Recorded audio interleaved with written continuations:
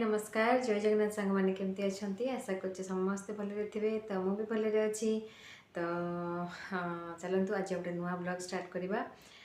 तो आज टॉपिक मुझे कौन कि मत गोटे कमेंट्स आसाला कि दीदी आपण स्टेच मार्क पाई कौन को क्रीम लगाते कौ क्रीम यूज करते स्टेच मार्कटा हटाइवाई। तो भाविली गोटे ब्लॉग बनैबी जोटा कि आपण मान जो क्वेश्चन अच्छी आंसर आपको मिल जाव। तो चलतु आज टॉपिक माने कौन कह थंबनेल तो जानीपारे मु स्टेच मार्क विषय ही जो प्रेगनेंसी स्टेच मार्क हो जाए तो ता विषय ही आज आप कि डिस्कस करी। तो चलतु तो आमर यूटेरस साइज बढ़ले स्किन बढ़ स्किन स्ट्रेच हम तो ताको स्टेच मार्क कहती। तो चलते सामने प्रथम जाना स्टेच मार्क कौन कहीं हुए। एक्चुअली स्टेच मार्कटा आम जो प्रेग्नेंट हो तो आमर यूटेरस साइज बढ़ छोट थाए तो जो प्रेग्नेंट धीरे धीरे प्रेग्नेंसी बढ़ तो आपंकर यूटेरस साइज भी बढ़ आप पेट साइज बढ़ तो से अनुसार स्टेच मार्क गुड़ाक आसी जाए सब डेलीवरी पर स्ट्रेच मार्क गुड़ाक रही जाए। तो एक्चुअली मो जानवर समस्त स्ट्रेच मार्क हुए मोर ही नाला मोर स्ट्रेच मार्क जमा ना। तो कौन कले स्ट्रेच मार्क हेनी रही से आगू कहबी। बहुत सारा क्रीम एक्चुअली अवेलेबल अच्छी मार्केट रे स्ट्रेच मार्क हटाइवाई किंतु से साइड इफेक्ट भी किसी आसूची तार समस्ते लगेवाई प्रिफर करती।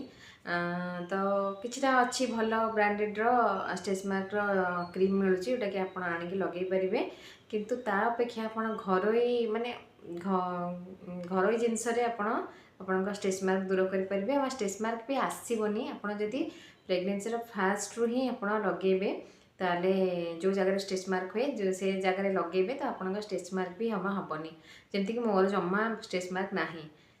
आम स्किन इलास्टिक जब ठीक ताहले आम स्टेच मार्क जमा हेनी माने आम स्किन जब ड्राए रोथब जार जमती कि ड्राए स्किन जो मानकर बहुत अधिक ड्राए रोथब स्किन मुहरु फेस रु के झाड़ बुएनी माने देखा गले स्किन टा ड्राए ही पूरा रोथब जदि आपणकर विटामिन ए डी ई सी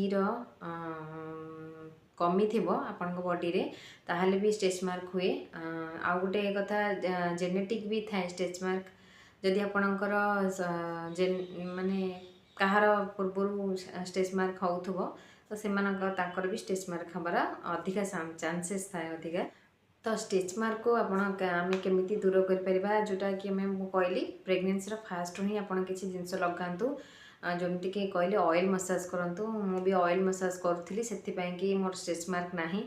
तो आप फास्ट माने कौन कहले 2 मंथ रु प्रेगनेंसी 2 मंथ रु आप ऑयल मसाज से जगह करूँ।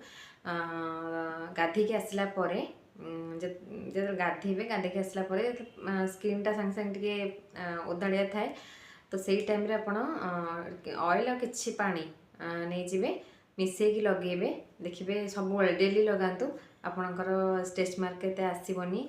आउ गोटे एलोवेरा जेल आप लगे पारे एलोवेरा जेल मार्केट रे अवेलेबल अच्छी जदि आप घरे गछ अच्छी सब आहरी बढ़िया नेचुरल जिनस तो साकू आनी आप ऑयल मसाज करें माने सॉरी एलोवेरा जेल को मसाज करके लगे पारे ना ऑयल लगे पारे। आ गोटे कथा मेन है आमर खाइबा आमर पानी जिते आप अधिका पीबे प्रेगनेंसी टाइम रे जिते अधिका पानी पीबे भी स्किन टा मेन है स्किन टा जिते भल रहिबो स्ट्रेच मार्क भी हेनी। तो पानी अधिका पीले स्ट्रेच माने स्किन टा भल रहिबो से भी स्किन एते ड्राए हेनी ना स्किन आपणकर स्ट्रेच हेनी। तो आपण यहाँ निहाती करेंगे पानी जिते पीबे सेते भल एमती भी प्रेगनेंसी टाइम रे पानी जिते पीबे सेते भल। तो स्टेच मार्क पाई भी पानी जिते पीबे सेते भल। बहुत जन कहते कि डेलीवरी पर भी स्टेच मार्क थर न डेलीवरी पर स्टेच मार्क हो जेहेतु पेटटा फुलिकी थाए पिला है सेटा स्टेच मार्कटा बेसी देखा जाए हो जाए भी। तो गोटे कथा कहबी आपड़ जो प्रेग्नेंट था तो वेट तो बहुत गेन हुए मोटा मोटा टे हाँ तो तापर छुआ है सडन आपड़ झड़ियापी चेष्टा करेंगे धीरे धीरे धीरे जदि आपणकर जदि हेल्दी बेसी हो धीरे धीरे करके वेट लॉस करने चेष्टा करेंगे कारण सडन आप पतला हाँ लगे तो स्टेच मार्कटा रही आपणकर बेसी देखा तो जदि डेलीवरी पर आप चाहूँगी केमती कौन स्ट्रेच मार्क टाक ये करेंगे आप कौन करेंगे ना विटामिन ई कैप्सूल ने आउ कैस्टर ऑयल बहुत भल ताकू मिसेक लगे आप देखिए स्ट्रेच मार्क आप पड़ेब एत बेसी देखा भिजिबल हेनी आ बहुत जल्दी भी पड़ेब। तो ये बास कहबार था घर उपचार आप कौन करेंगे एमती देखा गले बाहर मार्केट तो बहुत सारा क्रीम आवेलेबल अच्छी आप आनिकी लगे पारे जदि जन चाहते माने स्ट्रेच मार्क को माने स्ट्रेच मार्क देखा गले कौन कि जन कहते कि ड्रेस पिंधार असुविधा हो कि जीन्स पिंधे माने भल देखा जाए तो से बहुत जन टेंशन रुहति से तो आप चाहिए क्रीम यूज करेंगे सर्जरी करेंगे बहुत सारा जिनस अच्छी किंतु नेचुरल जिनस ट्राए करूँ देखूँ ऑयल मसाज फास्ट रू प्रेगनेंसी फास्ट सेकेंड मंथ रू करूँ देखिए निहाती आपन स्ट्रेच मार्क पड़ेब आसी ही बनी स्ट्रेच मार्क एते जदि भी आसो तो आप एलोवेरा जेल यूज करूँ कैस्टर ऑयल घरे थिबा ऑयल आप जो कोकोनट ऑयल है ताकू भी यूज कले हम किसी असुविधा नहीं।